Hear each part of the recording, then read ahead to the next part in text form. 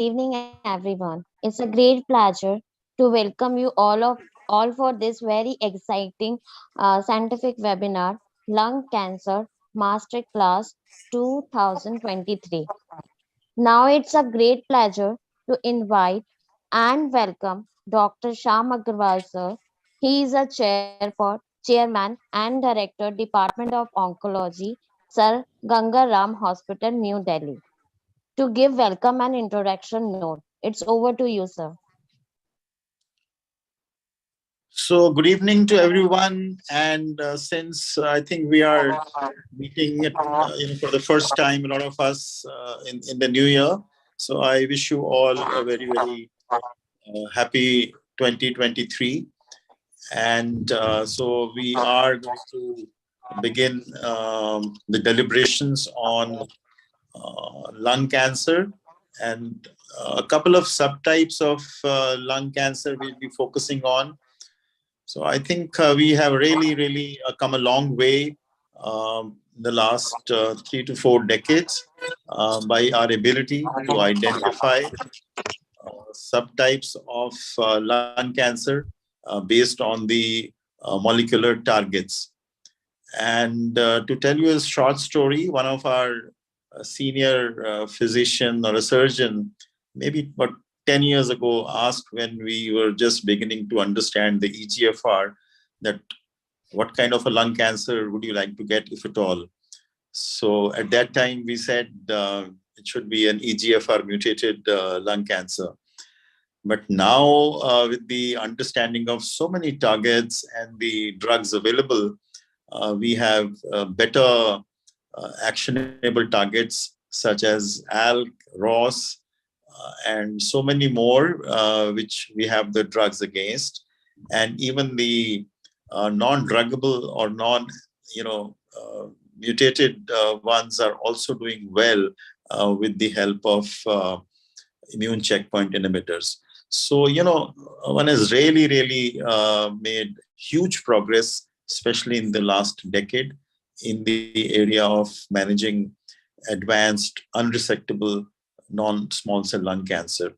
So I think to understand the nuances of how to go about testing, how to sequence the treatment, because so many new drugs are available. So we are focusing in this masterclass on the management of non-small cell lung cancer. And we have a few talks followed by a panel discussion. And to take the proceedings further, we have two eminent chairpersons, one from Jaipur and one from Army, Dr. Ajay Bapna and Dr. Amol Kapoor. So I welcome you for conducting this session and giving remarks. So over to you, Dr. Ajay, and kindly take forward the session. Thank you very much. Thank you, Dr. Shyam, for the introduction of the theme of the today's meeting. And it is really I welcome you all on behalf of my co-chairperson, Dr. Amol Kapoor. And it's my pleasure that we are again meeting in 2023 for a wonderful session on Masterclass in Lung Cancer 2023. And today's topic is ALK positive metastatic non-small cell carcinoma. I myself have seen the journey of metastatic non-small cell carcinoma, ALK positive, where the survival would be just 5 to 6 months. And now, after the availability of the newer diagnostics and therapeutics, we all are witnessing that these patients are surviving for more than 5 to 6 years.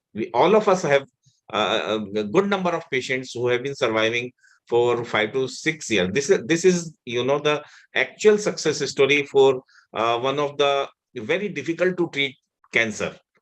So we have a galaxy of speakers in the field of diagnostics and therapeutics. And I first invite Dr. Maushmi, who is a director and head of the department of molecular diagnostics at Amrita Institute, and she will be telling us how the NGS works, whether in the upfront setting or at the time of the progression.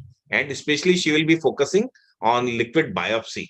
So I request Dr. Maushmi to please share the screen and start your presentation. And subsequently, Dr. Amul will take over and will introduce the speakers and will be there throughout the meeting.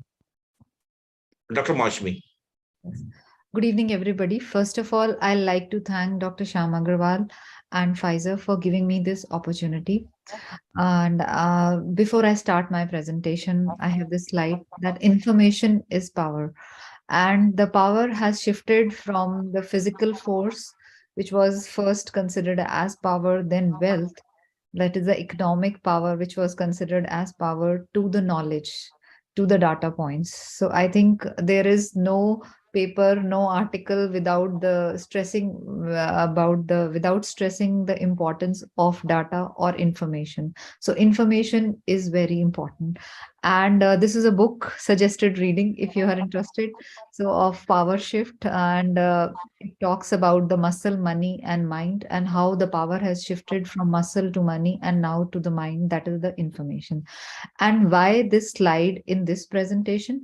Because I am going to talk about NGS. And we have been very used to getting single gene liquid biopsy testing. I think liquid biopsy is not new to anybody. So you all medical oncologists know it very well. Now we are stressing on the importance of NGS. And that is why so with NGS is coming more information, and with more information is coming more power. So that's why the first slide. So I'll be talking about practical relevance of liquid biopsy NGS upfront and in follow-up. I think you all know the advantages and disadvantages of NGS. Just to stress that it has a very high concordance rate with tissue biopsy, and of course a rapid TAT, and is minimally invasive and can be repeated and takes into account the heterogeneity. Then there are certain unique features to cell-free DNA tests, and that it has a variable yield of DNA.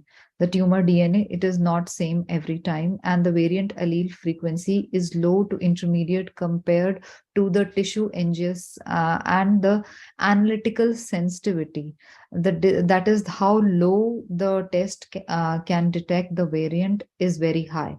So you are supposed to have a test for NGS which is able to pick up very low frequencies of mutations. So this is a study which was published in Journal of Thoracic Oncology, and to show the potential barriers to molecular testing. This is for molecular testing in journal.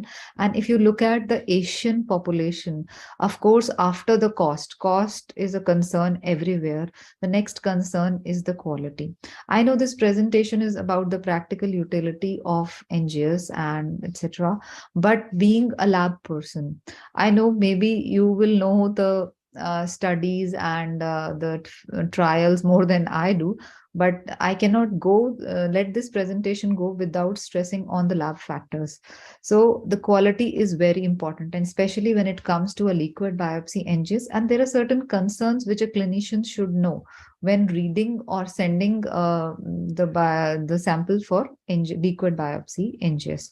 So there are two approaches for liquid biopsy. So one is the targeted approach, which is usually the single gene approach, for which your real-time PCRs or droplet digital are used, which can only pick up one, or maybe in case of droplet digital, 2 genes at the most.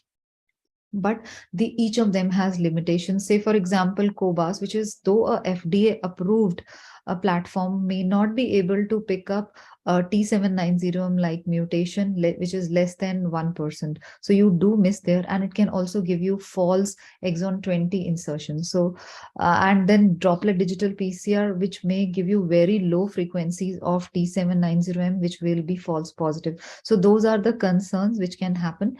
And when coming to NGS, so NGS can be tested by 2 platforms, which are the commonly used platforms. One is the Illumina and the other is your Ion Torrent. But now the patent of Illumina is getting over in, I think, January. And now we might have more platforms with the same technology coming in. So we will have a lot of options now, and the cost, of course, will also go down.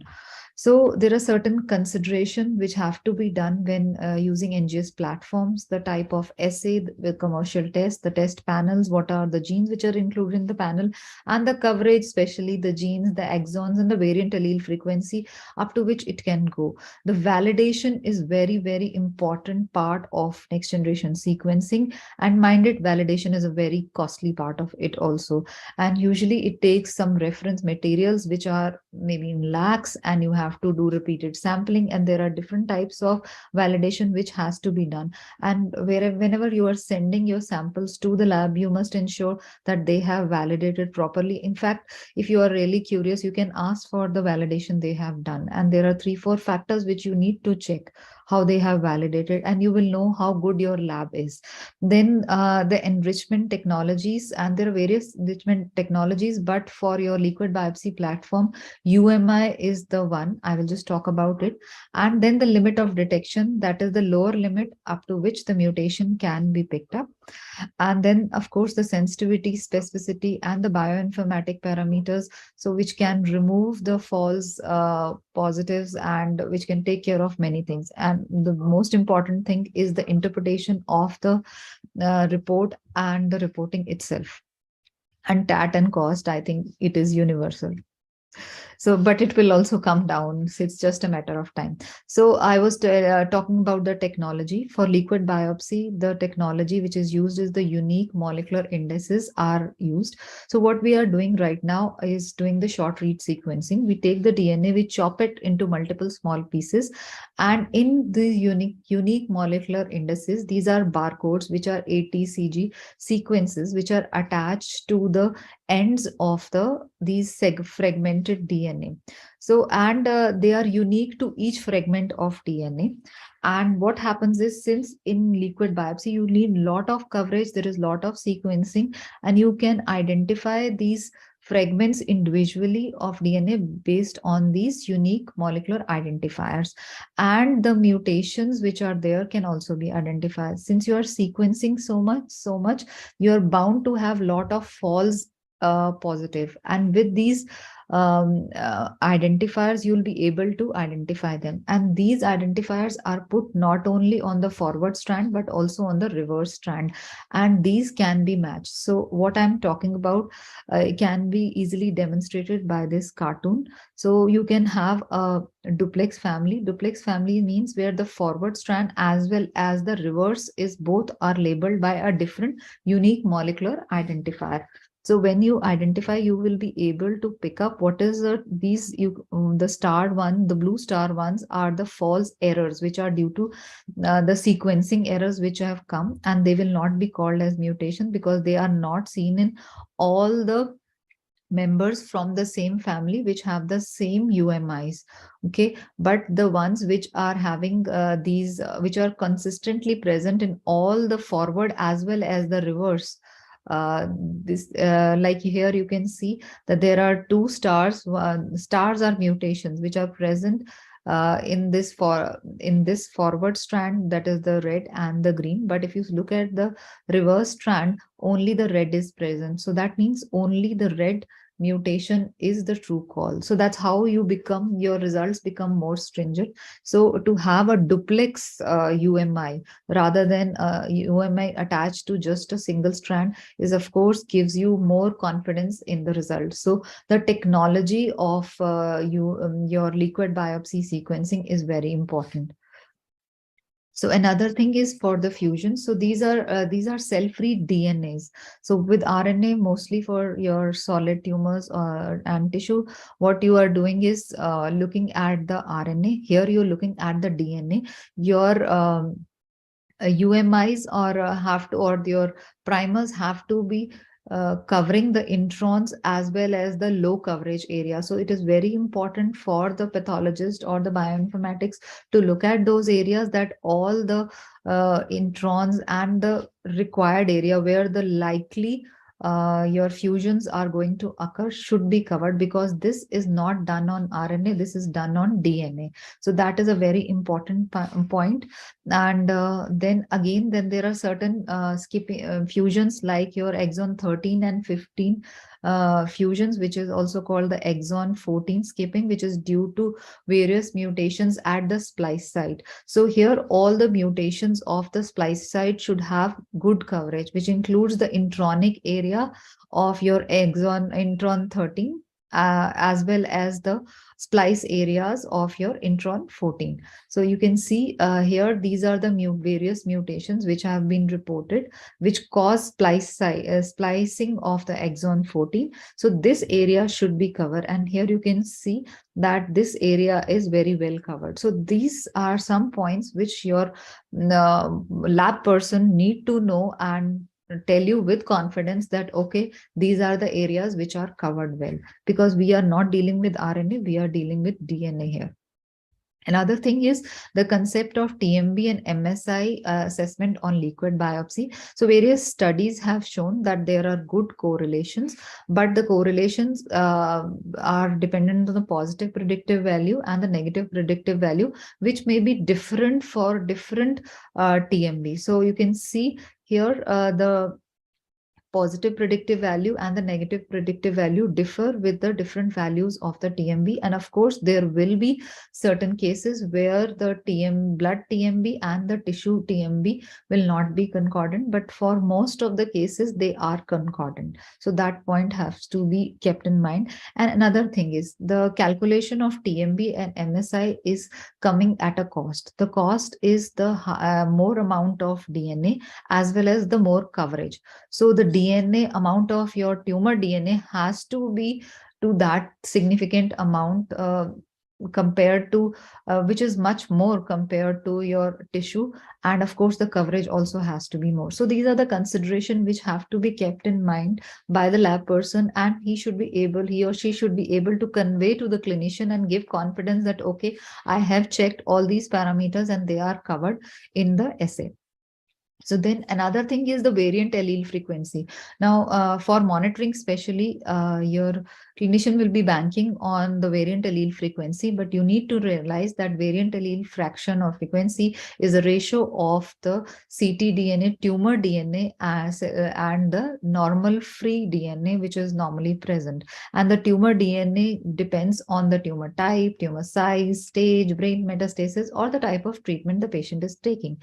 And the other free DNA, the denominator depends on the trauma, the infection, the inflammation, the physical activity. So there are so many factors and it can vary because of them. So this is a tricky calculation, but the clinician should keep in mind if the patient has such a thing, and if there is a sudden change in the variant allele frequency and you are going to use this parameter for monitoring, then these factors have to be kept in mind. Then, of course, clonal hematopoiesis. These are the mutations which are as a consequence of aging, which is present in the normal WBCs, and they are also seen in liquid biopsy in very less frequencies. But these can be mutations in your IDH, maybe TP53, and KRAS also. So, and there are so many of them. So, ideally, what you should do is when you do liquid biopsy, you should sequence the WBC, the Buffy code, as well as the plasma, and then subtract the clonal hematopoiesis mutations from them. But that would again increase the cost. So since we are not able to do that, so you should at least keep in mind that these mutations could be coming from the WBCs and not coming from the tumor. In fact, I'll give you an example. I had a patient, this report where the patient had, it was a lung cancer patient who had IDH1 mutation, and this was druggable, and there is a drug available for that, and they wanted to try and drug it, but I told that this frequency is so low, this is likely to be a clonal hematopoiesis. So those kind of things have to be kept in mind. Another thing is, so since this is liquid biopsy, you are bound to get germline mutation. So T790M, everybody knows, is a germline mutation, but there are other mutations like your EGFR Q787Q, which is also seen germline, though very, very rarely. So when you see a variant allele frequency consistently, which is high, And like it's quite unexpected. You won't expect a T790M to be somewhere between 40 to 80, 90% if you're finding something like that. So you better be suspicious of germline and connect to your lab person and tell that I want to do some testings to confirm that if it is germline testing, germline. And then another thing is, this is a slide which I usually show for pre-analytical parameters. So you have to realize that this is the story of Rumpelstiltskin, who made gold from straw. But this is a story, this is a fantasy, this is a fairy tale. In real life, you never get such things. No technology can spin gold out of straw. You must begin with gold to get gold. So that is the motto, and that's what I'm trying to show you here, that even your liquid biopsy samples, which are sent in Streck tubes or maybe some proper Paxgene tubes, may be hemolyzed. So you can see the difference here. This is a hemolyzed sample. This patient will have a lot of genomic DNA, which will contaminate your cell-free DNA and give you very poor results. So at times, such samples also go for sequencing, which just adds to the cost of the lab and is useless to the clinician or the patient. And this is this sample which we see on TapeStation, a good sample which just have cell-free DNA, which is around 170 base pair, is seen like this. But if you have contamination or hemolyzed samples, you will have a lot of genomic DNA or some dimers formed like this. So we get an idea that from a TapeStation which we run before we take the sample for NGS sequencing, that this sample has to be rejected. And of course, there. Can you conclude your talk? Yes, I'll just finish. So, and then coming to the utility of NGS, so molecular profiling and biomarker and targeted therapy selection in NSCLC, then monitoring of the sensitizing mutations for early response assessment to determine the early disease progression and resistance pathways, and to determine the MRD in early and advanced diseases. So these are the approaches. Plasma first approach is usually used for resistance monitoring conventionally, and the sequential approach is the tumor is done first, and if the tumor is depleted or the genotyping is incomplete, then liquid biopsy is preferred. But another approach, which is though very controversial, but I feel is the future, is the complementary approach, where you do a genomic tissue NGS as well as a liquid biopsy NGS, because the reason is my first slide, that more information is more power and it will help you make better decisions. So the concordance, of course, is wonderful. You can see in these complete studies, the BFAST studies, and there are so many studies which showing, and this MET liquid biopsy versus tissue study, the concordance is very nice, up to 98 or 100, or at least it's more than 90%. The sensitivity is less, maybe around 80%. All your tissue positives are not picked up, but then there are cases where the tissue did not pick up because the tissue was depleted or something, but the liquid biopsy picked up. So this is the value study. It's a Canadian study. It's a very good study. So this is an example of the complementary approach, where they not only demonstrated good concordance, they also picked up a lot of mutations on liquid biopsy which were not picked up on tissue biopsy, and vice versa also. But economically also they showed that it is not either same as tissue on a larger scale or lesser than doing repeated tissue biopsies. So the answer to this is synergy. You have to integrate tissue and liquid biopsy. How you do it? So eventually you will do it. So maybe not today, but tomorrow. And then if you're doing NGS, you can also find unfavorable mutation like EGFR coming along with TP53 tells you that, okay, this patient may not have that good survival where usually your EGFR mutants have. Then monitoring by liquid biopsy. So these are benefit studies and your FLORA study, which have shown that, of course, after a few weeks, if the level of your ctDNA is decreasing, then these patients are likely to do better. And this is your NEJ 026 study, where it was shown that there are three types of patient who did not have a detected ctDNA in a mutant case at baseline and were negative at 6 weeks. They are the ones who do the best. Then the second group is the patients who were detected and they became undetected at 6 weeks. They are the second one. And the third group are who were detected at baseline and still are detected after 6 weeks of therapy. So yes, they are those patients. And even in ALK, the similar association has been shown. And the patients who have increased concentration of ctDNA and have metastatic brain diseases and after treatment are likely to behave bad. And then your, of course, the resistance, we know T790M, but if you do NGS, there are so many more mechanisms of resistance. And now with MET occurring in almost 30 to 40% of the patients, and there are a lot of trials going on where it is druggable and you may find so many things. So doing NGS is, of course, any day beneficial. And T790M, if you're monitoring and it disappears, there are trial, and this is your Apple trial, where it was shown that the patients who were the treatment was stopped, could be stopped, and where the mutation disappeared. So this is also a possibility, though it is not right now, not in clinical realms, but maybe the future. And of course, if the patient is having a stable disease on radiology and the patient is showing ctDNA on your liquid biopsy, of course, there are studies to show that they will behave worse compared to the patients who do not have that. And I can skip that. And then the patient, it can be used like an MRD. And this is the future, like you have for your hematological malignancies, your CML. So we will have something like that. And the patients who have ctDNA left after therapy and in a long term are likely to behave worse compared to the ones whom the ctDNA disappeared. And of course, based on this, the concept of drug holiday might be coming in future, because there are studies which are shown that patients who have disappeared, the ctDNA disappeared, could be offered drug holiday. And finally, this is my last slide. I know I have skipped the time. And so this is your ctDNA can be used for your diagnosis, risk stratification, response assessment, and of course, resistance monitoring. And with that, thank you.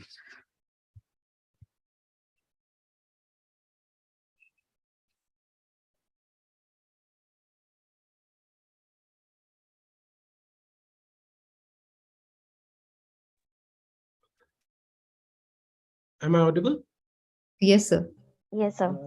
Dr. Moushami, thank you so much for an exhaustive talk. It was in fact, what I do understand and realize that was that liquid DNA, circulating DNA, is going to be a predictive marker, a prognostic marker for MRD in the near future.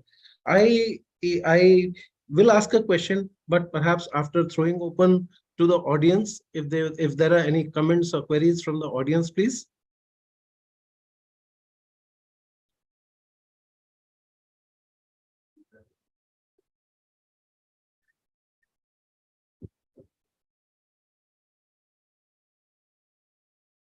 I don't see any hands raised. I don't see anyone talking. Dr. Moushami, what I would like to know is that in a patient in whom we are looking at perhaps drug resistance or ALK resistance, would you suggest a biopsy? If a biopsy is available, if it is possible to do a biopsy, or would you say that should we go for a circulating DNA? I think that's in the guideline for EGFR, so it is there, that liquid first. For your ALK, it is actually not there, but yes, if you do it, you might find some more information, definitely. So you will find the resistant mutations, and you can choose which next generation of ALK inhibitor you can do. But right now, it is not in the NCCN guidelines so that you do a liquid biopsy for ALK. No, in fact, I was not talking about guidelines as such. I was talking about a real world experience that you would be having, and we also experience is, does it I would feel that most of the times tissue is very little, the patient is reluctant, or the patient is very ill. So those are the times, apart from those two indications, from a pathologist point of view, would you suggest doing a circulating DNA more often, or does Yeah, it? yes. Look, if money is not a concern, then yes. I showed you that value study. So it's a study of 150 patients, and clearly they had benefits, and they even tried to calculate the economics of it, because 30% of your patients will not have adequate tissue. So economics of doing it upfront, having all the information right in the beginning, and then deciding. So of course, if you ask me, yes, more information is better any day. What about the issue of high specificity but low sensitivity, especially when it comes to ALK resistance? We are talking I about am ALK. not saying that you get away with biopsy. I am saying you add liquid biopsy. So that's what I'm saying. So you have to take as much information as possible. Absolutely. Thank you so much, ma'am. Thank you for a wonderful talk. Thank you. Pleasure having you on board. Thank you. I presume Dr. Shyam Agarwal is occupied elsewhere. It is my pleasure to invite Dr. Rajat Saha. Dr. Rajat Saha is a consultant medical oncologist at the Max Super Specialty Hospital, and he'll be speaking on the targeting of the exon 19 and 21 mutations in this present day era. Dr. Saha, please. Thank you very much, Dr. Amul, and I thank our organizers for allowing me to deliberate on this topic. And while I set up my slide deck, I would like to congratulate Dr. Mosami on a very elaborate presentation on the use of liquid biopsies and the use of NGS in today's era. Thank And you. Thank you.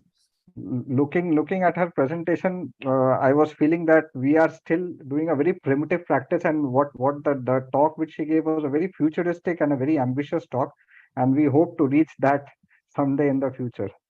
I think that And should be possible. I told that Illumina patent has broken, and there are already many companies who are trying to.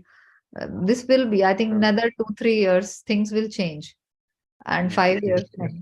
What actually excites me is this thought of predictive and prediction and prognostication, and MRD. That is something which is really exciting in the near future. It will help us tailor our therapy so well if we have predictive markers, prognostic markers, and MRD. Back to you, Dr. Saha. Sorry, took over your time. So going ahead to the topic of my presentation, I will be speaking on how to target the EGFR exon 19 and exon 21 L858R mutations in the new era. So when the EGFR mutations came into being, it was only EGFR mutations about 10-15 years back. But then we started differentiating between exon 19 and exon 21, but still we used to treat them in a similar fashion. So do we still try to treat them in a similar fashion? Yes or no is the answer I would like to deliberate upon.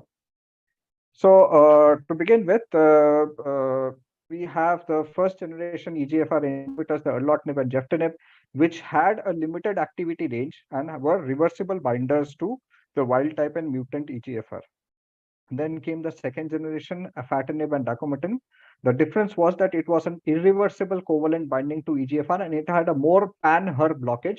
HER2 and HER4 was also inhibited, and it had a broader activity to overcome EGFR TKI resistant mutations. Then simultaneously, osimertinib also came up. Osimertinib was a more specific molecule, and it was a high specificity to the EGFR T790 mutation, and it also had irreversible covalent binding to the mutant EGFR. The benefit of osimertinib lay in the fact that the EGFR T790, being the most common mutation, was being inhibited by osimertinib. So looking at the treatment evolution, yes, with geftinib and erlotinib, we had traditionally progression-free survival of approximately 10 months. And with afatinib, we also saw that there was a progression-free survival of approximately 11 months as per the large-scale trials. With dacomitinib, we slightly increased the progression-free survival to 14.7 months. And the third generation TKI osimertinib definitely had a higher progression-free survival of approximately approaching 19 months. And however, in the Asian patients, we saw that the dacometinib fared slightly better than the international average. And in the Asian patients, it was approximately 16.5 months.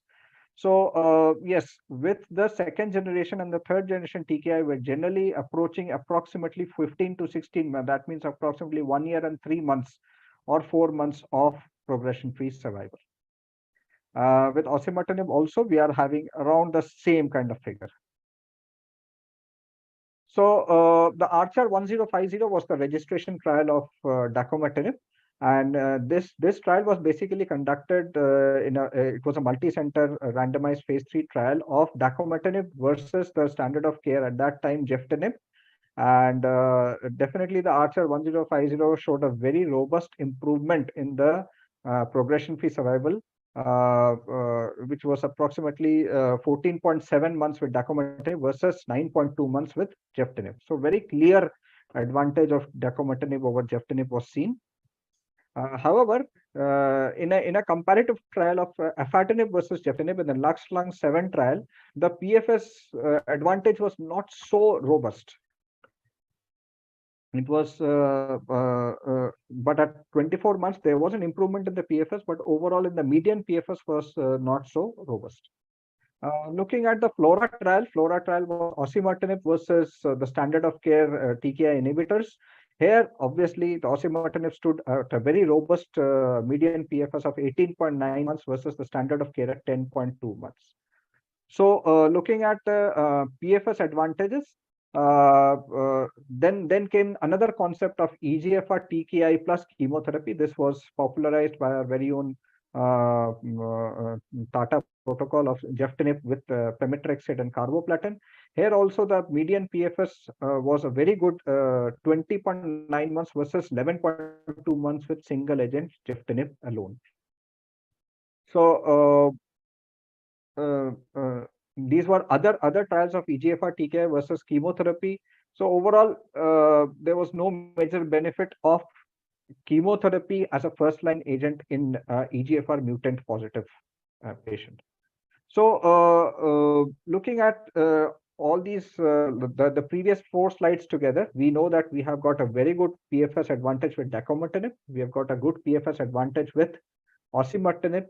We have got a very good PFS advantage with the combination of chemotherapy and geftinib vis-a-vis the standard first generation TKIs. Now coming to the data of overall survival, in the Lux-Lung 7 overall survival, the median overall survival of afatinib versus geftinib was 27.9 months versus 24.5 months. Again, it was not statistically significant. In the FLORA trial, definitely the median overall survival was 38.6 months with osimertinib versus 31.8 months with the comparator EGFR TKI, which was statistically significant. And if we are able to dissect out the FLORA trial in the Asian versus the non-Asian population, somehow the Asian population did not fare so well with osimertinib as compared to the non-Asian population. And another thing which we would like to kind of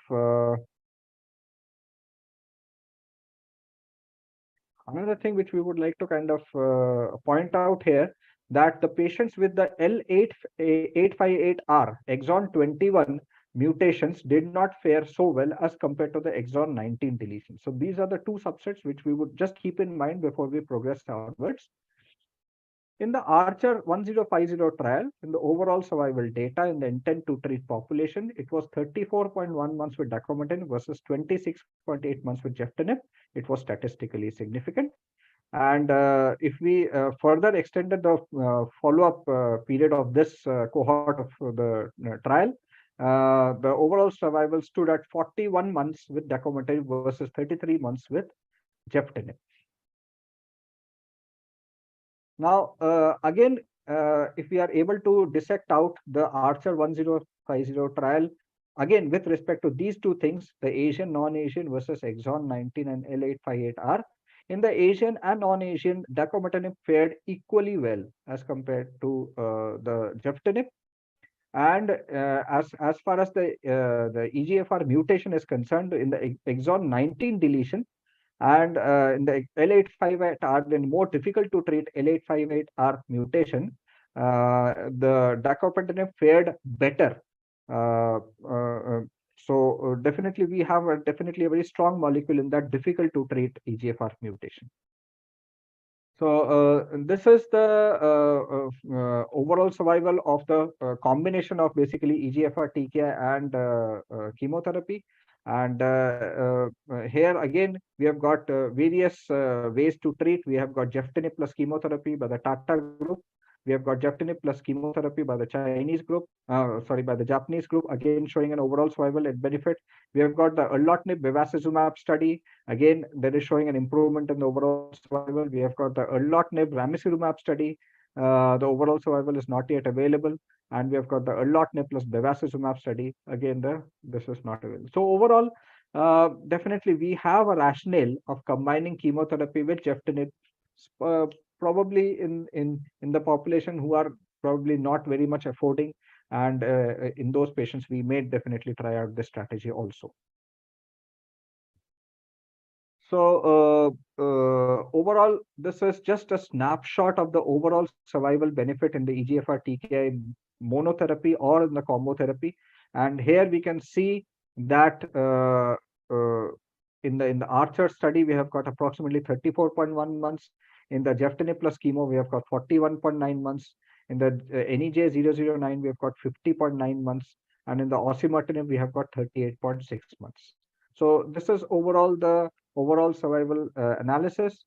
Now let us see and try to see what is the difference between the L858R and the exon 19 deletion. Now we have seen that this is a slightly more difficult population to treat. Why?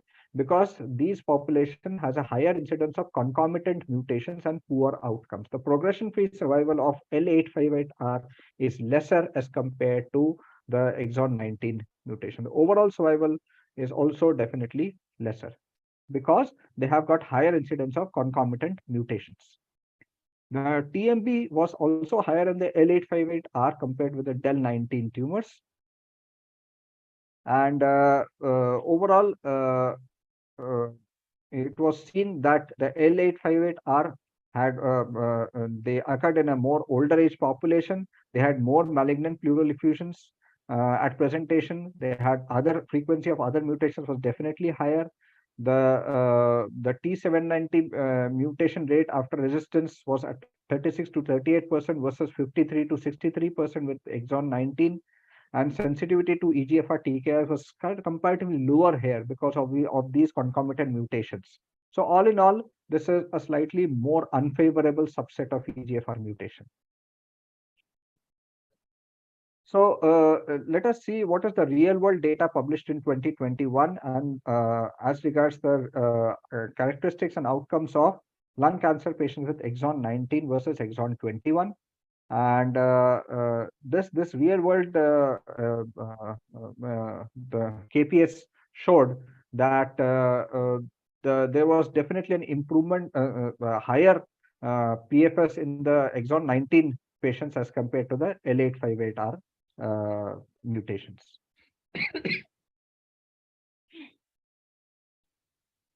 Again, as the overall survival is concerned, we always know that the exon 19 deletion patients always have a higher overall survival as compared to the L858R. So definitely there is a kind of an unmet need, or I would say it is more challenging to treat a L858R mutation patient. So the summary of this real world evidence data showed that higher PFS, higher OS with exon 19, and in patients with EGFR receptor tyrosine kinase inhibitor monotherapy, unadjusted PFS for patients with exon 19 deletion was significantly longer than was for patients with L858R. Now, what is there? How can we improve that? So in the Archer 1050 study, in the overall survival in the overall population, if we are seeing, then there is definitely an advantage. We have seen that previously also. Now, if we dissect out in the overall survival in the L858R mutation, it is showing almost a similar magnitude of benefit in this population also. In the more difficult to treat population also, the magnitude, the delta of overall survival is very good. So that is a very good and a very promising drug in this category of EGFR mutation. Whereas in the FLORA trial, osimertinib, we all know it is a very good drug, but in the FLORA trial, if we dissect out the L858R population, then the overall survival seems to diminish very much as compared to the overall survival in the intent to treat population, in the entire cohort of the population. So this means that somehow osimertinib is not able to treat this cohort of patients so well. And the reason probably is that we have seen that the secondary mutation in this population is only 35% have these T790, whereas in the exon 19, about 65% patients have a secondary T790. So that may be the reason why the overall survival is not very well seen with the FLORA trial. So here, if we kind of see what happens to this cohort of L858R when we use a combination therapy versus TKI monotherapy, here we can see that yes, combination therapy definitely improves the EGFR, the median PFS. These are the various trials which are showing that, but it did not translate into an overall survival benefit. So the 2020 Lung Cancer Summit Forum consensus for patients with L858R mutation, so was that in this cohort of population of L858R, dacometinib had a superior PFS over other TKIs and was the only TKI with a documented overall survival benefit. The median overall survival here stood at approximately 32.5 months versus 23.2 months of dacometinib versus gefitinib in this cohort of patients. Now let us come to another aspect of the benefit of EGFR TKIs in the Asian population. Here also in the Archer 1050, the Asian population showed a very good advantage with dacometinib versus gefitinib. Whereas in the FLORA Asian population, the magnitude of benefit was not so much. And this is the subset of population of Archer 1050, which was done in Japan. And the first line dacometinib in the Japanese patients, again, it kind of doubled the PFS from 9.3 months to 18.2 months. So PFS and OS benefit with second and third generation EGFR TKIs in the Asian population is definitely better with dacometinib versus gefitinib vis-a-vis the osimertinib versus gefitinib population. Now, coming to another aspect, which was kind of not very well highlighted in the Archer 1050 trial, and which has always been shown as an advantage of osimertinib, is the CNS penetration. So we all know and we have all experienced that osimertinib is a very good drug as a CNS penetrability, and it really leads to a good, remarkable improvement in the CNS Mets. Now, even though the CNS Mets patients were not included in the Archer 1050 study, but subsequently various case reports and real-world studies came up for the use of dacometinib in brain Mets patients. And here it showed that this Chinese study, it showed in the patient of 14 patients, dacometinib had potent efficacy in CNS Mets in EGFR positive NSCLC. So this was a small case series which definitely showed that dacometinib definitely had an improvement, and various other studies were also done subsequently. And here the number of patients with observed new lesions in the Archer 1050 by treatment arm. So brain Mets, only 6 patients on dacometinib developed brain Mets, whereas 18 patients on gefitinib developed brain Mets, proving dacometinib definitely had some CNS penetrability as compared to the first generation TKIs. There were many other case reports of dacometinib in brain Mets patient with remarkable responses in leptomeningeal carcinomatosis, as also in parenchymal brain metastasis. So overall, the efficacy of dacometinib in patients with EGFR mutated NSCLC and brain mets are real-world data published in 2021, and 32 patients study was there, and definitely there was an improvement in the intracranial overall response rates was higher with dacometinib, and dacometinib demonstrated improved the CNS efficacy in patients with EGFR TKI naive patients. Now, coming to another aspect, we all know that dacometinib has its share of side effects. It leads to a lot of diarrhea. It leads to a lot of skin toxicity, and obviously the starting dose which is recommended is 45 milligrams per day, and we also have dose strengths at 15 and 30 milligrams. So what we have now learned in our daily practices, yes, we do start our patients on 45 milligrams, but even at the slightest discomfort of the patient, if the patient complains that he has got a lot of loose motions or has got maybe skin toxicity, we definitely reduce the dose to 30 milligrams, or even in certain cases to 15 milligrams also. So these are the common side effects which we have experienced: diarrhea, dermatitis, stomatitis, and paronychia. These are the common side effects which are experienced. And this yellow bar graph is showing that after an intelligent dose reduction, we are able to achieve a kind of a tolerable side effect profile. And this means the subset analysis also shows that if we are able to dose reduce also, then also our patients generally perform equally well. It is not that if we are dose reducing, we are losing out on efficacy. Here in this left-hand side bar graph, we are seeing that patient who is on 45 mg versus 45 dose reduced to 30 versus 45 doses to 30 to 15, the overall survival is not getting hampered. In fact, it is getting slowly improved. Why? Because we are able to maintain the dose intensity rather than stopping the drug altogether. It is good that we dose reduce the drug and then proceed ahead. Rajat sir, please conclude your talk. Yeah, only 1 minute, please. So we all know that osimertinib also has comparatively is better tolerated as compared to dacometinib. But with dacometinib, if we are able to dose reduce, we are able to improve the tolerability. So lastly, we have to just see how do we kind of sequence our patients.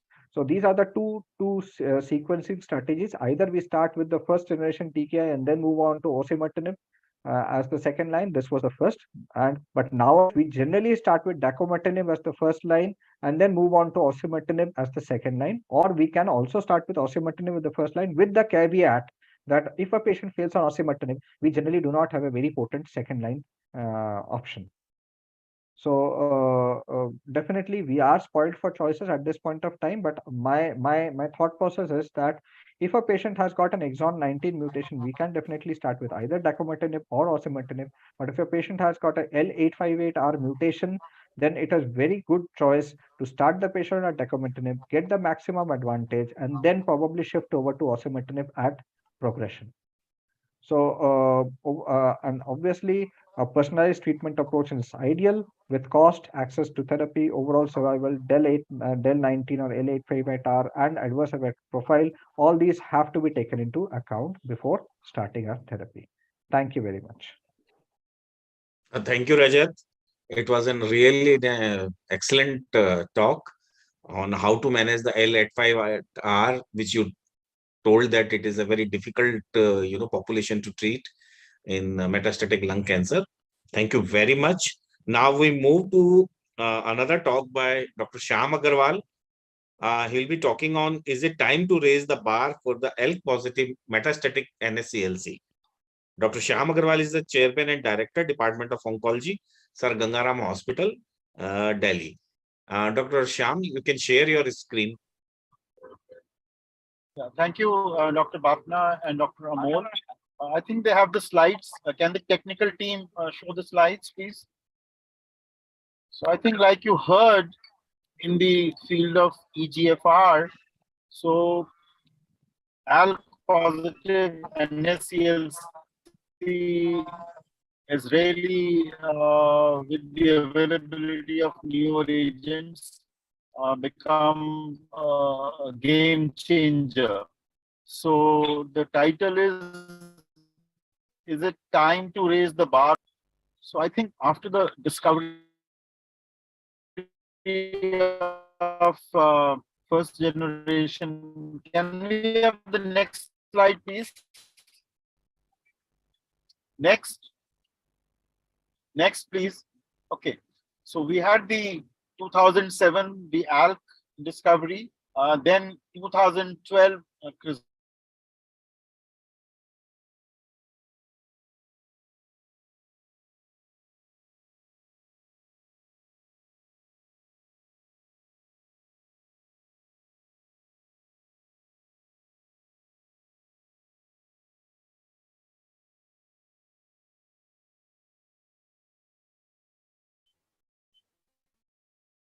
so I think I'm possibly, out of my home. Next slide is the technical Sir, your net is not stable, sir. team.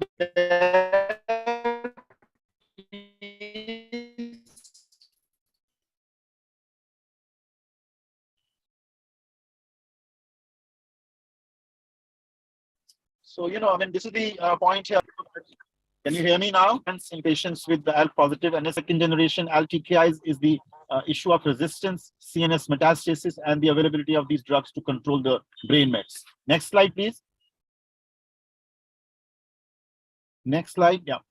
So the discussion points are that if it wasn't hard enough to choose one agent first line, because you do have these question marks raised here in terms of response rates, in terms of OS, in terms of CNS activity, and then of course you're looking for overall efficacy. Next slide. So I think I'll take you through the lorlatinib phase 3 CROWN trial data, where the drug was compared with crizotinib. Next slide.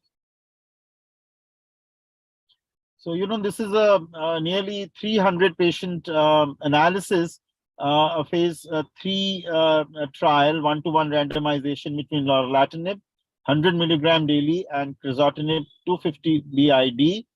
And these are ALK positive 3B or 4 NSCLC, PS 0 to 2, asymptomatic treated or untreated CNS metastases were permitted, and they had all measurable disease. And PFS was the the primary endpoint. PFS by investigator, ORR was by investigator, and these were the other secondary endpoints. And no crossover between treatment arms was permitted. Next slide. So as I said, almost 150 patients in each arm. The age was similar, around 60 years. Performance status 0, 1. Never smoker 54 versus 64%. And most of them were stage 3B and 4. Adenocarcinoma 94%. And use of previous anti-cancer drug therapy was there in about 8%. 26% patients had brain metastasis at baseline. Next slide. And very few patients had CNS mets. So this is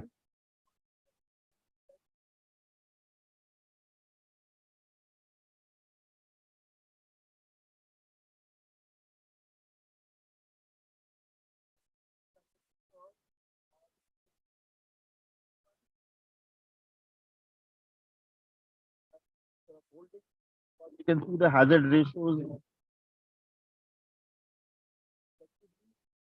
the number of events are so few in patients who are 41 over 56, and that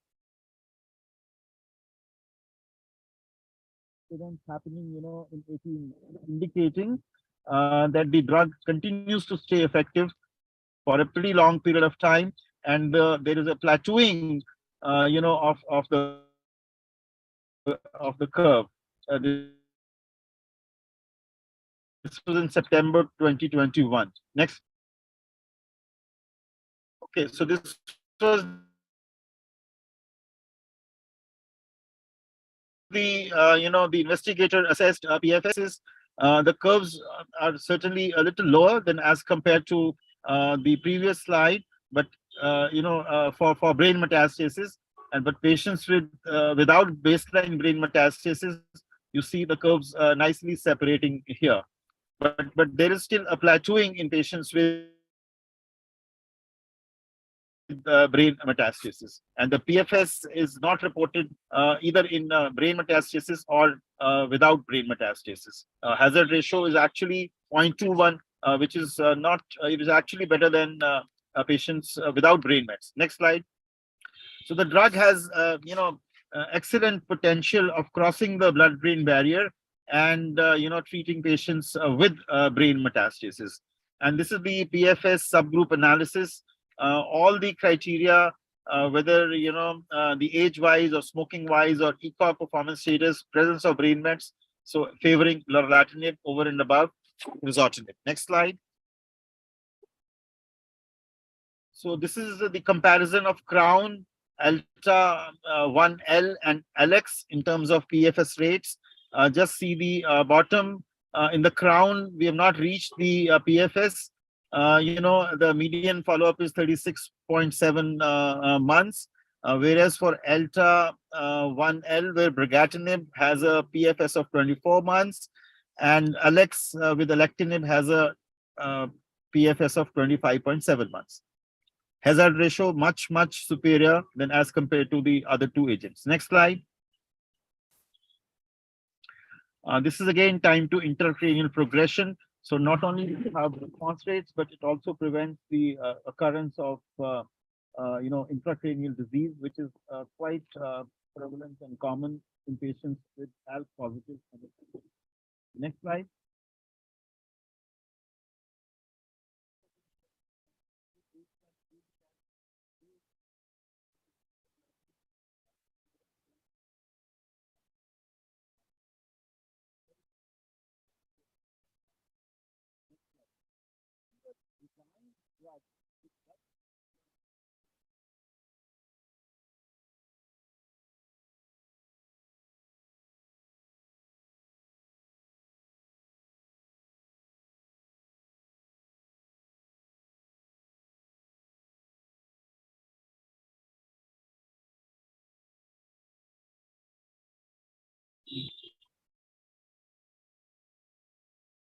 Shyam sir, your voice is not audible. Can you move to the next slide? Can you hear me? Yeah. So again, this is the same curve, time to progression for without brain mets. Only 1 out of 112 patients without baseline mets had the disease in the brain. But if you look at the other alectinib and brigatinib studies, you see not that great result than as compared to lorlatinib. Next slide. I think the summary of overall and intracranial responses speaks quite loud and clearly about lorlatinib as compared to crizotinib, because you see the intracranial overall response rate to the chemo and the complete response rate of 76%.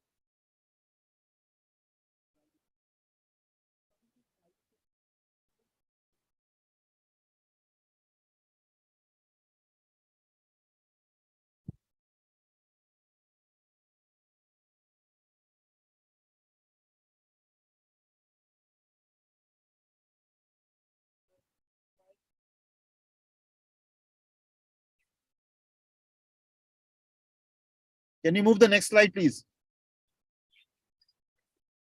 Common side effects which can be controlled, like hypercholesterolemia, hypertriglyceridemia, and weight increase because of the.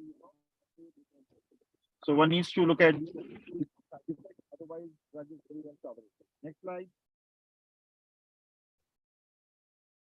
So the other issue is the long-term intracranial safety and efficacy in the CROWN P3. This was in ESMO 2022. Next slide. So I think I showed you these slides earlier. The drug is effective. Next slide. So we need to look at the cognitive dysfunction and certain other mood effects There are no grade 4 CNS adverse events, and the incidence of CNS adverse events progressively decrease with the time. And most of these effects on the psychotic effects and so on, mood effects, etc., are grade 1. So it's a well-tolerated drug. Next slide. So I think the intracranial safety data is a majority of the patients could be managed without intervention, and the long-term analysis confirmed that the side effects are not that detrimental. Next. So I think these are the key takeaways from the CROWN trial, that at 18 months and at 36 months, the drug is quite superior as compared to crizotinib, not only in the extracranial sites, but also in the brain, as shown by the complete response rates in the brain and the ability of the drug to prevent intracranial disease progression, and no new safety signals on the longer follow-up. Next slide. So I think these are the the guidelines for ALK positive. Preferred drugs are alectinib, brigatinib, lorlatinib, and ceritinib or crizotinib can be used in certain special circumstances. Next slide. So I think they have now got a network meta-analysis for patients treated with various drugs for ALK in the first line. Next slide. So they've drawn comparison between in the meta-analysis for comparing with alectinib, brigatinib, ceritinib, crizotinib, and ensartinib and chemotherapy. And if you look at the hazard ratios, they are, especially from brigatinib and lower, much favoring the use of lorlatinib. As far as alectinib is concerned, for 600 milligram and 300 milligram, the hazard ratio is 0.61 and 0.82 respectively. So, the drug is in the meta-analysis better than as compared to the other first generation and second generation TKI. Next slide. Next slide, ma'am. So I think these are some of the same slides which I've just shown you. I think we can skip these slides in the interest of time. Next. I think these are again showing you the differences between lorlatinib and brigatinib in the meta-analysis. The hazard ratio is in favor of lorlatinib. Next. I think we conclude here. Next. This, yeah. So now the resistance patterns after TKI. So, with the first and second generation TKIs, we see this 1202R with ceritinib and alectinib, which is a very, very resistant kind of a mutation. Next slide. Okay, so if you look at the 1202R, so it remains sensitive to a drug like lorlatinib, which is a potent third generation TKI, and all other mutations are again sensitive to lorlatinib. So the question is, next slide, what happens to patients when we give them lorlatinib in the first line? And this is the, I think we all understand that as we keep going down the line, the 2 prior TKIs or 3 prior TKIs, the median PFS declines, and the number of patients to be included in the second, third line, fourth line will lose, 10, 15, 20% of these patients. So the question is, what happens when we treat patients with lorlatinib in the first line? Next slide. So, this is, if you keep adding the drugs, you are going to reach only up to 21 months or 24 months. So if you do first line crizotinib, alectinib, and then lorlatinib. But as we showed you, even at 36 months plus, we have not reached the median PFS with lorlatinib. So next slide. So this is to show the upfront lorlatinib could significantly delay or suppress on-target resistance, which is shown in the next slide. Next, please. These are the resistance mechanisms. Next slide. Okay, so this is what happens when you give lorlatinib in the first line. So no new ALK mutation develops. This is a study for 26 patients versus crizotinib. But the other bypass mechanisms such as PIK3, MAP kinase, RTK, or other mutations would be responsible for resistance. But the ALK pathway is being sort of taken care of, although this number is small in terms of only 26 patients. The other issue is the utility of these agents in the variants of ALK 1, 2, V1, 2 or V3. The next slide will show you that. So, this is use of the drug with or without P53 mutation in patients with V1, V2. The upper two curves are showing you the efficacy of lorlatinib. So again, irrespective of the type of mutation, whether it is P53 or not, the drug works. Even if there is V3, again, you see the drug is able to overcome the resistance with or without P53. I mean, these are small number of patients, but this talks about the ability of lorlatinib to work in all types of variants with or without P53. Next slide. So this is the last slide to show that regardless of P53 or regardless of variants, this drug has efficacy and it is effective in V3 as well. But P53 mutation with V3 did fare bad. So bypass mechanisms are not related usually to the ALK, but to the other bypass pathways, and emerging new ALK mutations were not detected. Therefore, the new combination strategies may be needed to overcome mechanism of resistance to lorlatinib. So I think, as I showed you, that if you are giving sequential treatment, you're going to be reaching something like 2.5 years. But if you give lorlatinib upfront, you have not actually reached the median PFS even at 3 years plus. So I think the data is fairly loud and clear to use the drug upfront if affording is not an issue. So I think with this, I close here, and thank you very much for your kind attention, and sorry for the connection, please. Thank you so much, Dr. Shyam. Am I audible? Ms. Geetika, am I audible? Yes, sir. Yes, sir. Thank you so much, Dr. Shyam, for the detailed analysis of the CROWN trial. And yes, lorlatinib does appear to be the new star on the horizon, the new hope for the patients. We move on to a more interactive session, which will be a panel discussion, 5 panelists, and will be moderated by Dr. Ullas Batra. Dr. Ullas Batra is the Senior Consultant of Medical Oncology and the Chief of Medical Thoracic Services at the RGCI.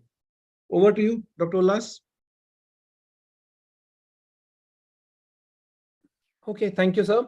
Thank you for the kind words, and wishing everyone a very, very happy new year. And I hope all my panelists are there, because I saw Akhil was not there and Dr. Tejinder were not there. So can I please invite Professor Prabhat Malik? Professor Malik, can you please put on your video? Sir, I'm here. Thank you for your invitation. Good evening. So वो Dr. Prabhat Malik को एक दिन मैंने professor की जगह doctor प्रभात मलिक कहा और गुस्सा हो गए थे. So I have to call him Professor Malik every time now, no? Okay, thank you, Professor Malik. Look forward to learning from you. Okay, can I also invite Aditya, Dr. Aditya Sareen, Colonel G.S. Chaudhary, Dr. Tejinder Singh, and Akhil Kapoor. Sir, good evening. Sir, Akhil Kapoor, sir, will join within 2 minutes. Aditya is there, Prabhat is there. Who else is there? Sir, Tejinder sir is not there. उनका कुछ technical issue है. G.S. Chaudhary sir is there. Okay, fantastic. Dr. Oh, this is the first one. Dr. G.S. Chaudhary has just written unable to unmute. Sir, ये तो मतलब this is a very nice problem to have actually. Can I also request Dr. Shyam Agarwal sir, if you can please come and join the panel discussion? I'm here to give expert comment. Okay, I think let's start with whatever we have, and we have none other than Professor Malik. So I don't think that 99% of discussion the Professor Malik padha hi denge. So okay, so let's have a brief 20-minute interaction about is it time to raise the bar for ALK positive non-small cell lung cancer? And my first reactions, when I saw this topic, I can't move the slides. Okay, my first reactions when I thought about raising the bar went after cricket. Although India is at 143 for 5, they still require 50 runs. But imagine one-day cricket was started somewhere in 1975. It took 35 to 40 years for Sachin Tendulkar to score the first double century. It then was followed by Virendra Sehwag, who scored 2. It was then followed by Rohit Sharma, who scored 3. And the bar was basically raised. And Ishan Kishan, not even in his 20s, 21, 22, has now scored the fastest ever century. So the bar definitely has been raised in cricket. My subsequent reaction about actually raising the bar is to basically set higher standard or rules than before. Something Professor Malik has done before and after. You can look at AIIMS Thoracic Oncology before and after Professor Malik, and you can feel the difference there. To make something a bit more difficult than before, again, Professor Malik, and to raise the quality expected. This is for Aditya. This is not for you, Prabhat. This is for Aditya, actually. Enough for Professor Malik. We are friends. I'll call you Prabhat only. Okay, Akhil has also joined. So Akhil, this is also for you. So you guys are raising the bar. It's so nice to see, youngsters, and again, not you and me, Prabhat. Akhil, Aditya, everyone, raising the bar. So it's very, very humbling and nice to see. Okay, let me start. Aditya, the first question goes to you. Aditya, are you there? Can you put on the video, please? Yes, sir. I'm driving, so तुम दोनों chemo लगा के आ रहे हो लगता है. Sir भी chemo के लगा के आ रहे हो, तुम भी कीमो लगा के आ रहे हो. अरे सर, मैं कहा वो तो बिग बॉस है. नहीं लगाते हो. चलो तुम टारगेट थेरेपी दे दो. So Aditya, quick question. How do you diagnose ALK-rearranged non-small cell lung cancer? Just one. Do you? Okay, I'll give you an answer. IHC FISH or FISH confirmation, IHC screening confirmation of FISH. Well, to be very honest, I am on NGS and IHC. Okay, so IHC and then NGS. So if you have an IHC positive, will you confirm by NGS? So, what I am doing is, IHC, they do give a very quick result. So I have the report within 3 days. And with the NGS, I do have the report within 7 days. So yeah, I'm happy with the hotspot NGS. So I'm using NGS. My question is very specific, Aditya. You have sent an IHC report comes as positive. I think all of us know the answer. We just want to get it out from you. Will you wait for the NGS report, or will you start treatment based on the IHC report? I think, to be very honest, if the urgency is there, then I might, start that as well and explain the patient that the change might happen. But if the patient says no, I am comfortable, and you just give whatever you. Yeah. Akhil, I mean, it's across the table discussion. Yeah. Fair enough. Akhil, your take? Yes, sir. In our practice, sir, we send EGFR ALK PD-L1 plus NGS. That is the usual practice, because our NGS turnaround time is not so fast as your center. So if ALK-IHC is positive, yes, and if disease burden is, usually we start treatment based on ALK-IHC. Fair enough. Fair enough. So let me have the last word from Prabhat. Prabhat, IHC, will you pass me in the exams, or will you fail me in the exams? IHC positive, start treatment. Yes. So I think, I'm actually surprised. This slide has been there for last 8 years. Yeah. Every time I think I will remove this slide, I say no, yeah. Last panel discussion, somebody said that's why I keep this slide actually. So no, I don't think. I mean, I hardly remember that we have done a FISH for ALK, except for a couple of cases where we were in doubt with IHC results. Otherwise, if it's positive, it's taken as positive. Yes. So I think there is enough of literature, both from Tata, from AIIMS, from us, that you said if IHC is positive, you do not need to confirm by NGS or by FISH. Please go ahead and start treatment. So that is the first thing which is there. So this one goes to you, Prabhat. What about the people who are positive by, somebody has sent, positive IHC, negative by FISH? And Akhil, since he has been there on my panel discussions about ALK from the last in the last day, Akhil will know the answer for that. But so Prabhat, people IHC positive, FISH negative, what will you do? So if number one, if patient is IHC positive, I won't do FISH, right? So I would not get into this kind of trouble probably. But if you, if you give this question, I would act on IHC because you have this positivity. There are cases where you have discordance. So the discordance is seen actually in 13% of people, and that is there. But I would totally agree with Dr. Prabhat Malik. The ALK IHC positive and FISH negative, there is no point in giving chemotherapy. Please start ahead and go ahead and give them ALK TKIs. They may not respond as beautifully to ALK with people who are double positive, but you will still do a better job as compared to what you will, if you would have given them a chemotherapy. The only time when actually I do ALK IHC and then do FISH is somebody has not responded to alectinib or lorlatinib or crizotinib in 3 months time or 4 months time, then actually I go back and say ki yaar wo kar lo. In this, I have a bias toward giving them chemotherapy if the disease burden is high in the second line treatment. And I may just give them one cycle of chemo, do an NGS again, look for another resistance mechanism, TP53, and look at that. But upfront, even if I have an ALK positive report and FISH negative, I will definitely go ahead and give them ALK TKIs, and that is the way it goes. This is just a bit of the study that we did. It is there. And we had 71% cases, all IHC positive. FISH was available in 79, and ALK concordance was 84.5. So this does happen. It does happen. There is no doubt about that. Now, this one to you, Prabhat, once again. Dr. Shyam Agarwal showed a slide about ALK variants and everything.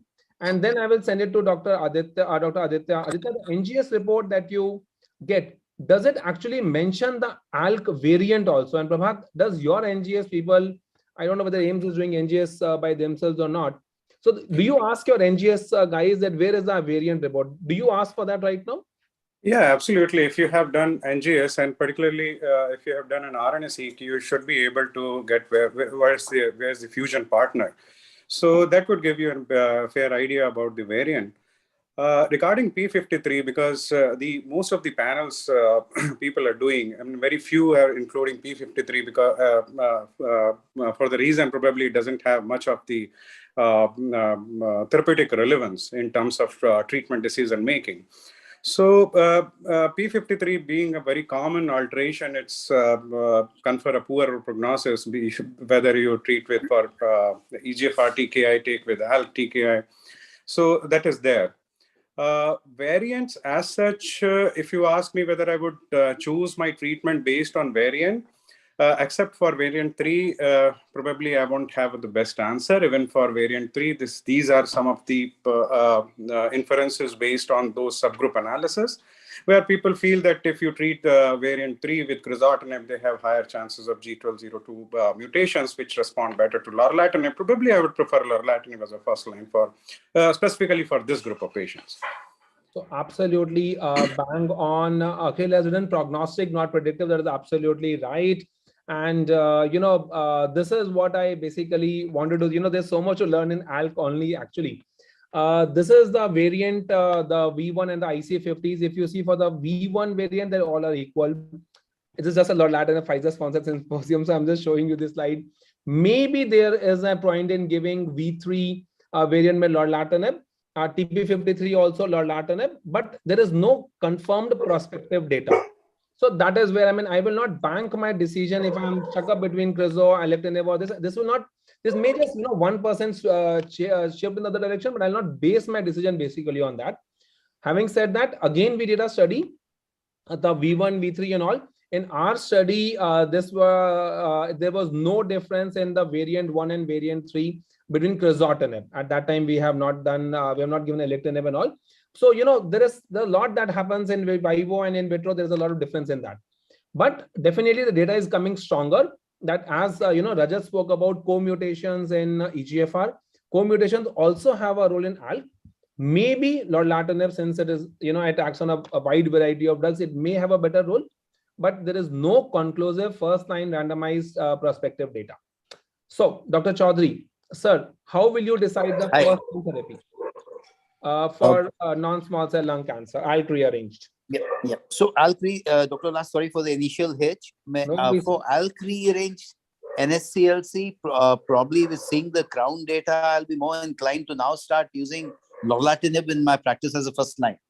Not only because of CNS mets, where it has an excellent activity, but it also seems to prevent the patient from progressing to CNS mets. And there's even data to show that probably leptomeningeal mets also is something that can be tackled by lorlatinib. Okay, fantastic. No, but what I wanted to know from Dr. Aditya, if you can answer this, what are the factors that you take into account? Sir really spoke about lorlatinib as one. We'll come to that. But what do you look for? Do you look for the PFS, OS, RR? What are the scales to address that? Dr. G.S. Chaudhary did address that, but just some more points.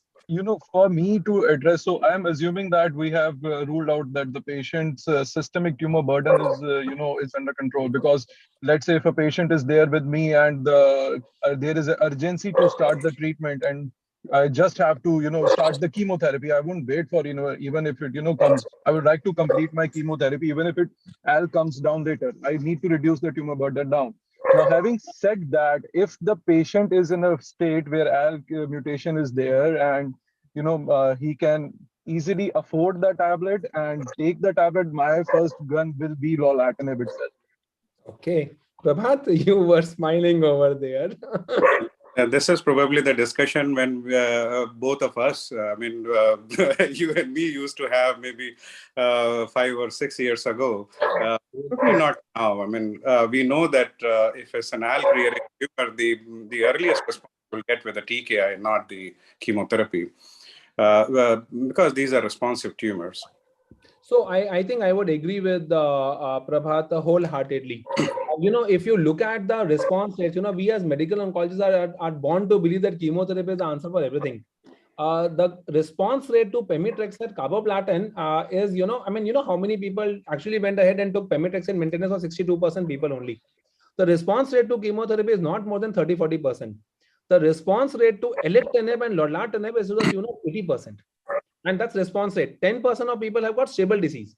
10% are the only people who do not respond to this thing. So an ALK IHC, I think, is very, very, you get the ALK IHC report in 2 days time. Even when the patient is in, that's what I do.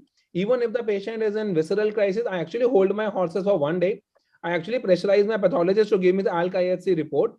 You tell them that, you're going to put IHC anyway for DDF1, put the IHC for ALK on that particular time only, and then start the patient. Once the EGFR ALK report comes only, then we put the patient onto chemotherapy. So that's what I do. I'm sure, Akhil, do you have a different plan of point of view? Sir, completely agree. This is usually what we do as well. So EGFR ALK reports are pretty quick, and we also rely on the same. Fair enough. So, but it also depends on, whether you have an in-house ALK report or not. It's very easy to say. Sitting in Rajiv Gandhi, when I can get an EGFR liquid biopsy report tomorrow, ALK report tomorrow, it's very easy to say. Things are very different when you're sitting in a center where you don't have an in-house ALK IHC and EGFR report. If you really have to wait for 4 days, and then also, what happens from all these commercial labs is that, sometimes they say, sir, sample theek nahi tha, sir, kal aayegi, and you can't actually hold on to somebody's neck. See, in Rajiv Gandhi or in AIIMS or in DMH Varanasi, you can actually hold on to somebody's neck, ki sahi report do. If you're somewhere outside, they won't listen. So I agree with that point of view also. But if you can get the ALK IHC report, I would rather wait for 1 day and then go ahead and give the chemotherapy and then the ALK TKI and then see from there. That basically brings me out to, the next one, and the cost is obviously an issue. Let's just discuss the pros and cons of all available drugs. I'll go to Prabhat for the first one. Prabhat, pros and cons of crizotinib. I think you still use crizotinib, considering the costs and everything over there. What are the pros and cons? Certainly, it's a drug with which all of us are familiar for a long time. That's the best advantage. It's still one of the most affordable treatment in terms of ALK inhibitor. Crizotinib and ceritinib both, I would say. These are effective drugs. This is an effective drug. In fact, when we didn't have the second line, third line treatment, that's the only salvage. That was the time when we all were amazed. Look at the chemotherapy, 30% response rate to 70 to 80% response rate. Yes, in terms of CNS efficacy, it's better than chemotherapy. When we talk about like brain metastasis, we always forget crizotinib. When we had only chemotherapy, that was the drug which had CNS efficacy. But yeah, as you said in the beginning, they'll market more. We are getting old, Prabhat. Then the only thing is this, I still remember. So we're getting old now. So that was a time when we used to argue that carboplatin has CNS efficacy, but crizotinib has even better. Yes. So, but now you have the bar has been set. Drugs which have intracranial response rate in the tune of 80 to 90%. Would never think about chemotherapy, and in fact, some of these patients can be avoided with CNS radiation as well. Yeah. So that is one limitation, and obviously the duration of response. That's where the third generation drugs. They certainly have a huge difference in the duration of response or progression-free survival. So yeah, you're right, Prabhat. The first mover advantage, relatively cost effective as compared to the second and the third generation actually. But again, the PFS is, I have done only 10 to 12 months, 5 years back, we were gasping over 10 to 12 months, and it is like only 20 to 12 months right now. But yeah, so this is our own data actually, where we have a median overall survival. We just analyze some data, and the median OS for crizotinib is 30 months. We have to remember that, as Akhil told in the last conference, that this data we took only till 2019. So, now we have, because at that time, not much alectinib and ceritinib also was available. So that is why the median OS seems to be a bit lesser. The only thing which with PS, which was different, was one, obviously, was brain mets, and second was the PS. I keep on telling people, we always have that 2 patients which we have got out of ventilator from crizotinib and alectinib. But typically, if you don't have a good PS, and that came out in the paper that we presented also, the conference that Prabhat did just prior to the COVID, and the paper came out, the PS is the most important thing. If you have a poor PS, the PFS is not really going to be that that high actually. Pros and cons of ceritinib, I think I'm just going to leave it over there. Let's go to alectinib. Dr. Chaudhary, sir, alectinib, pros and cons, and then I'll come to Akhil for lorlatinib. For alectinib, I think we can, when we've all been using crizotinib, we can shift over to alectinib as a sequential therapy. It also has a good CNS penetration, and with CNS disease, it's easy to give, and I feel it's a good choice to have. But now with that's all I'll say. Yeah, so absolutely right, sir. A fantastic PFS, 34.8 months, good OS, 5 years survival of 62.8%, a good toxicity profile, crosses the blood-brain barrier. But whether the ideal dose is 300 or 600, we don't know. The Japanese people, the JLX actually showed 300 also BD as a one, and there was no OS advantage in JLX also. And what if final crown PFS, and I'm sure the crown PFS is going to be better than alectinib. That is why we are going to set the bar a bit more higher.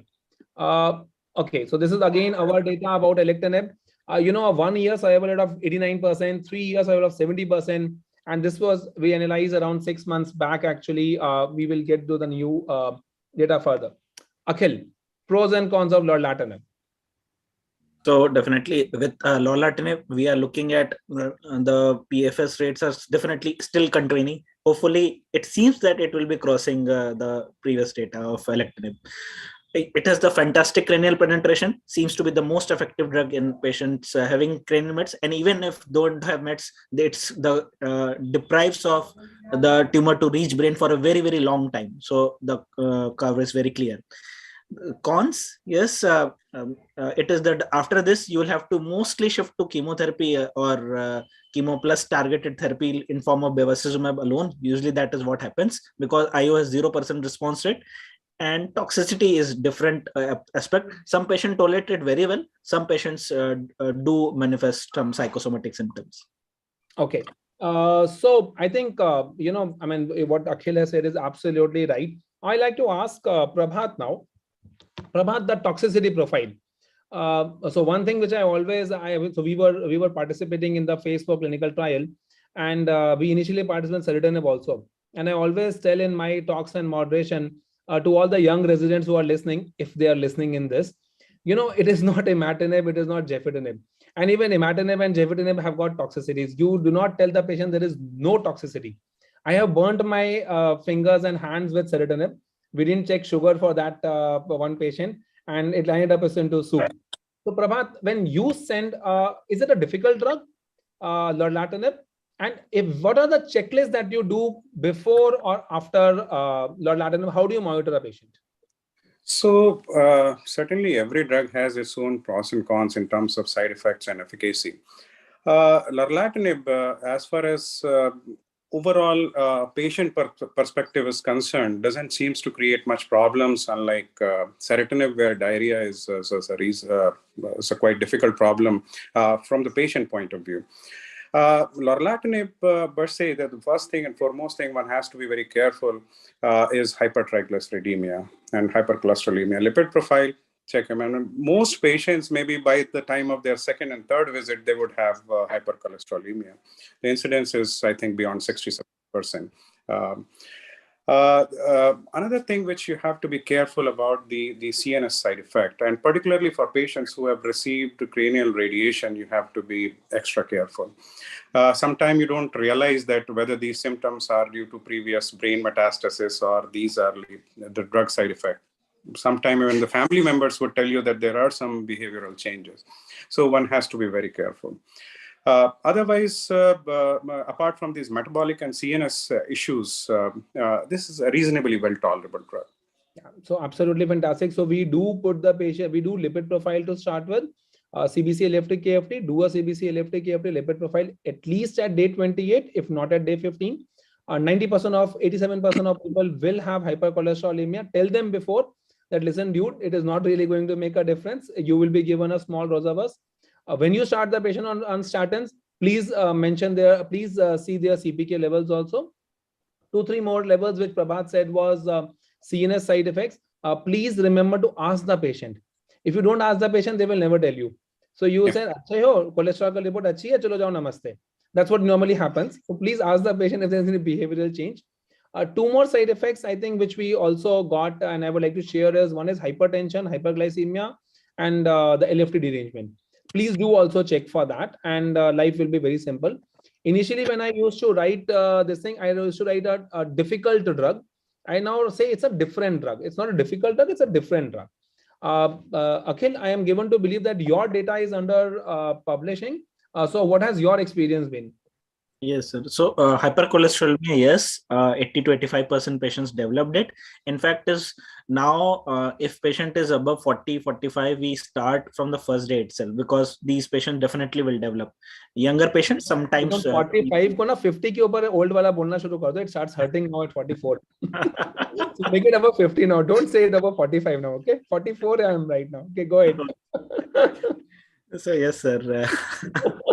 Above 50. Manunga तुमको नहीं तो. Sure, sir. Then So, coming to, yeah. No, okay. Prabhat, a lot of people ask me this question that they, like Akhil is saying, that they start them prophylactic lipid. There is no harm actually, but what is your take on that?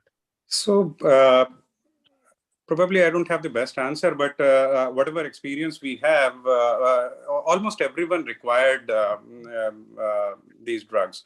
But one more thing which I forgot to tell at that time is you have to be very careful about drug-drug interaction. Yes. So there is a long list of drugs. Actually, the drug is influenced by CYP inhibitors and stimulators. So you have to be very careful when you are choosing the concomitant. Fantastic. And that's why it's only the rosuvastatin which is approved as an anti-lipid agent, not the atorvastatin, because of the drug. हमने तो सिर्फ रोजावास ही पढ़ी है ना, हमने तो atorvastatin पढ़ी नहीं, फिर हमने कहा रोजावास approved, हम वही पढ़ेंगे. We didn't read atorvastatin. Yeah. Okay. So I think we left that discussion and we straight away. Prabhat, is there a patient in which you will give alectinib and not lorlatinib, or you have shifted to lorlatinib? Again, I don't have an answer for this. Whether we but should you have an answer. You need to have an answer for this. Have you shifted in your practice, or are you not? still... Not really. Not really. Why have you not? Like if you have, because there's no comparison between alectinib and lorlatinib, head-to-head comparison. Whatever you are seeing is cross-trial comparisons. You have a 47-year-old male without brain mets and a lung, liver, and bone disease. What will you give? I may use alectinib, or I mean, both are reasonable options.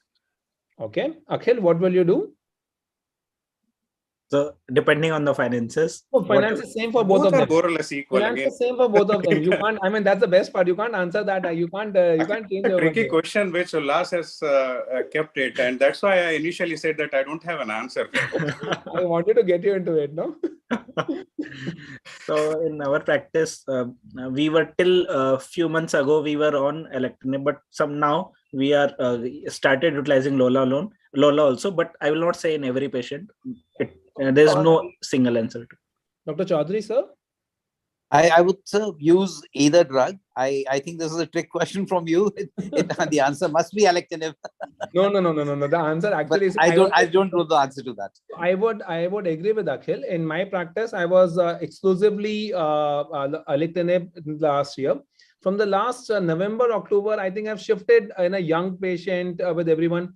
And yes, CNS is really shifting my this thing, plus the assumption that the PFS is going to be approximately 48, 50 months. And the more we have used lorlatinib, I mean, we are getting used to the side effects now. So initially बहुत डर लगता था, अब ना डर नहीं लगता. We are reasonably okay. One thing which also side effect we are not able to concern is the weight gain.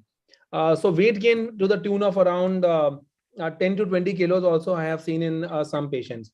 So we had a 72-year-old female on January 1 this year, in which she was obese. She was 78, 90. So I thought she will turn 100 in the weight and not in the age. So I gave her alectinib. Similarly, I had a young 33-year-old female with bad liver and brain mets and everything, and I gave her lorlatinib. But I think the thing is now shifting from my side to lorlatinib, and so the pie of the share 80% is towards lorlatinib and 20% or 70-30. I think I'm going to make it right now from my side. The cost is the same. Also somebody who starts with a baseline triglyceride which is very high, or a cholesterol. So those were the kind of people I think we'll not think of starting with lorlatinib. Yes, so if the heart is not an issue, lipids are not an issue in a fit patient, young patient, but the financial toxicity is going to be concern which Pfizer has to address. Taking I just want to, sorry to interrupt you. I just want to ask one more thing. If somebody is on anti-epileptics and he's having seizures with brain meds. Levera is okay, sir. So Levera is okay. So would that interaction matter with loratinib and alectinib? No, sir. Lorlatinib and leveracetam is good, sir. So I would like to add one more thing here. Yes, if you have to choose between these two, probably the group of patients where I would like to avoid lorlatinib would be number one, which you said that people who have metabolic syndrome, probably these are the ones you may avoid because of the obvious reasons. And another group, if somebody has received brain radiotherapy. For brain metastasis. So considering the fact that the CNS, is again related to CNS penetration. The toxicities are related to high CNS penetration with lorlatinib. So maybe these two group of patients. So now we have chucked out the radiation oncologists from the first line management. No? We only give lorlatinib and show them the data and then jao. Okay, Prabhat, last one to you. What after lorlatinib, what would you do? I know we are not yet reached of the stage over there, but do you biopsy them regularly, and what do you any good experience that you have? So particularly because the best thing with the drug, if you have used it as first line, that most patients will have a good progression-free survival. And if you are starting today, be hopeful that by the time this patient progress, you have another ALK inhibitor in your armamentarium. But I would like to biopsy these patients, particularly if they have a very florid progression, again to recheck for ALK. And some of these patients have, we have a couple of patients who have histology transformation. Yes. So we should not forget that. So it's worth biopsying these patients when they progress. Akhil just said he had MET amplification, so had we. One of the very nice cases which made me trying to shift towards was a patient on alectinib, had a biopsy, and we were trying to give him lorlatinib or something, and then he just got a biopsy NGS, and it was L1169M mutation, sensitive to serotinib. I have given them serotinib for last 10 months, and the patient is doing fine. So I'm reserving lorlatinib for them. So, these are, I'm again not advocating that you please go ahead and do a biopsy for all of them. But if you have the resources, if the node is peripheral, and if your patient is willing to understand and everything, it's worth a shot actually. So with this, I think any other comments from you, Prabhat or Dr. Chaudhary, Akhil? Aditya? Yeah, share one very rare side effect which is not very well described with lorlatinib. In fact, I had this in 3 of my patients who had nephrotic range proteinuria. Oh, yes.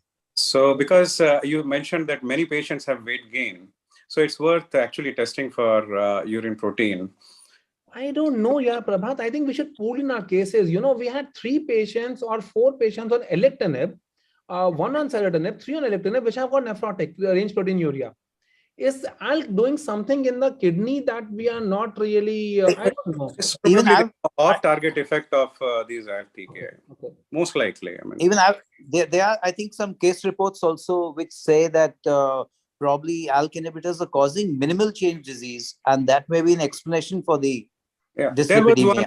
there was one case report, but And protein. unfortunately for this patient, I'm talking about it, we could not do a kidney biopsy.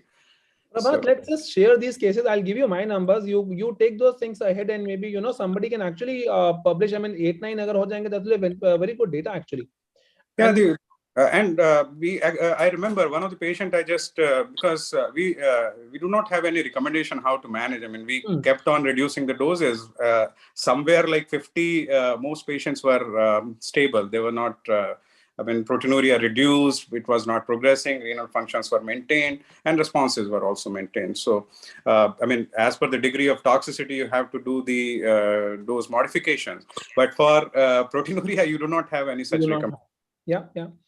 So to conclude, I mean, I think definitely we are raising the bar. And Dr. Ullas, can I add one thing? Yeah, sure, sir. Okay, so in the beginning, when the question was asked regarding how do you select your ALK inhibitor, and if I so most of the time I'm a big chemo fan. Most of the time in the first line. Having said that, once you have a report, and sometimes your IHC can be negative and your NGS can be negative for ALK. So what is now changing is that if I have sent a sample for NGS in one lab and it is coming out to be negative, and I am still hesitant. I'm always hesitant to take the negative or really negative. You can call me something suspicious about this report, but I have to have another report of a different lab showing the same results. Because I have encountered 2-3 cases where one time your ALK is coming out to be negative, and by the same time, once I have done the same sample, sent the same sample to a different lab, and the report is coming out to be positive within either an EGFR or ALK. So that is why by that time, you have that conclusion with you. Your patient should be on treatment of some sort. So Aditya, I agree with you. The point over there which we asked initially was that if your IHC report is positive, will you wait? So the answer that is fine. But I was going to ask you how is your practice showing with these changes in the lab result? This is what I want to know. We don't shop with the labs. We have an in-house lab. We trust them. So we don't shop around with the lab. That is one. So that's I told you at that time, that's the advantage of having an in-house lab. So I think we should choose our labs properly. Yes, Prabhat, you were saying something? Yeah, I mean, the point which he is making is this discordance in results. Sometimes you do get false negative results. So when you are interpreting these reports, you have to see what method and the technology have been used. Particularly for fusions, you have to be very careful interpreting the NGS results. So you check whether the RNA sequencing have been done. If it's just based on DNA sequencing, and whether that method is validated for detecting fusion on DNA sequencing or not. So prior to that, please also see tumor cellularity in the NGS sample. That's the most important thing. I mean, most of the lab, they do quality checks, so they would reject the sample. They still give the report, Prabhat. I mean, that's very unfortunate if it's happening. But I think every lab, whether it is in-house or whether you are sending your sample outside, I still feel that the negative report should always be confirmed with another negative report with an independent. It doesn't really matter, because you are taking away a chance which he could have gotten if you would have sent the sample to a different lab. So Aditya, I think I would probably disagree with you over here, because first of all, tissue is an issue. So what I'm understanding from you is ALK is IHC negative, NGS has come negative. You definitely start on chemotherapy. If you have tissue, more tissue, and if you have blood, please send them to a separate lab. In my opinion, the chances of discordance if the first has been by a good laboratory with a good technique is not more than 4-5%. So that's what I would say. But if your IHC is negative, definitely go ahead, and your NGS is negative, please go ahead and give chemotherapy. The point that we were trying to make initially was that if your IHC is positive, then you don't need to confirm it either by FISH or by NGS. That's the point which we're trying to make. And I think we're already... that's absolutely. Okay. So I mean, I'll just show you the last slide. Sure. So this is where I took some efforts in making one. So from crizotinib to ceritinib to alectinib to lorlatinib, I think we definitely are raising the bar. and that's the patient smiling for you. So thank you. Thank you, Prabhat. Thank you, Professor Malik, for a very nice interaction. Thank you, Dr. Chaudhary. Thank you, Aditya. Thank you, Akhil. Thank you. Thank you very much, Dr. Ullas, for this excellent conduct of the panel discussion with all the stars appearing in the panel, and of course preceded by the talks from Dr. Rajat. The showstopper was the IELTS talk, sir. The showstopper was the primetime viewing by Arnab Goswami and his team. So it's going to be 9 p.m. soon. No. So, it was a talk, sir. So we got it a little early today, starting at 8:15 p.m. And thanks to the chairpersons who really took their time out, and and of course Dr. Mashmi from Amrita Now. So I think as we all heard, there's a lot going on in the field of lung cancer, and I think we've all heard from Dr. Prabhat, Dr. Ullas, Dr. Akhil, that these are really changing times. We really need to keep pace with the newer agents and newer drugs, and the understanding which we get from doing repeated tissue biopsies and NGS to tailor our treatment suitably, as we heard from Dr. Prabhat and from Dr. Ullas. So I think it's really fascinating science now, because we can now decode what is driving a particular cancer and tailor our treatment accordingly. So I think with these words, we are extremely grateful to all who joined and who participated in the discussion and in the panel, and all the speakers and chairpersons. Thank you very much. Looking forward to another time, meeting in person or on virtual, and Happy New Year to everyone. Thank you very much. Happy New Year, sir. And good night, everyone. Good night, everyone.